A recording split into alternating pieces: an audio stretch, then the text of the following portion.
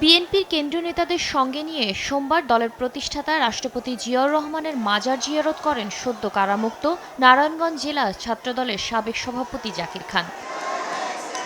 পরে গশ্বরচন্দ্র রায় বলেন, স্বৈরাচার বিদায় নিলেও দেশে এখনও গণতন্ত্র প্রতিষ্ঠিত হয়নি। গণতন্ত্র পুনরুদ্ধারে সুষ্ঠু নির্বাচন দরকার, নতুবা জুলাই গণঅভ্যুত্থান ব্যর্থ হবে। আমরা ফ্যাসিবাদকে তাড়াতে সক্ষম হলেও এখনও গণতন্ত্র আমাদের নাগালের বাইরে। গণতন্ত্র এখনও আলোর মুখ দেখে। একটি সুষ্ঠু অবাধ নির্বাচনের মাধ্যমে জনগণই সকল ক্ষমতার উৎস, এটা প্রতিষ্ঠা করাই এখন আমাদের মূল। রাজধানীর সেগুনবাগিচায় ঢাকা রিপোর্টার্স ইউনিটিতে দুটি অনুষ্ঠানে যোগ দেন বিএনপির স্থায়ী কমিটির সদস্য আমির খসরু মাহমুদ চৌধুরী। বলেন, ৫ আগস্টের পর সেনাপ্রধানের আচরণ গণতন্ত্র ও নির্বাচনের পক্ষে, তাই সেনাবাহিনীকে স্বাগত জানানো উচিত। স্টে সেফের ডাবল লেয়ার প্রোটেকশনই পিরিয়ডের হেভি ফ্লোর দিনগুলোতে আমাকে রাখে নিরাপদে। Stay safe. সকলের কৃতিত্বে এই শেখ হাসিনার পতনের পেছনে এই জিনিসটা স্বীকার করতে অসুবিধা আছে?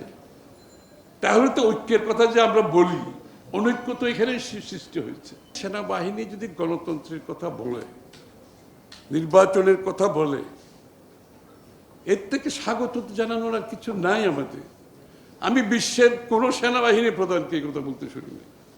নয়াপল্টনে দলটির কেন্দ্রীয় কার্যালয়ে যৌথ সংবাদ সম্মেলন করে ছাত্রদল, যুবদল ও স্বেচ্ছাসেবক দল। জানানো হয়, তরুণদের চিন্তা ও নেতৃত্বের ভিত্তিতে দেশকে এগিয়ে নিতে ২৮ মে ঢাকায় তারুণ্যের সমাবেশে প্রায় ১৫ লাখ তরুণ যোগ দেবেন। আর ২৭ মে কৃষিবিদ ইনস্টিটিউশনে সেমিনার হবে।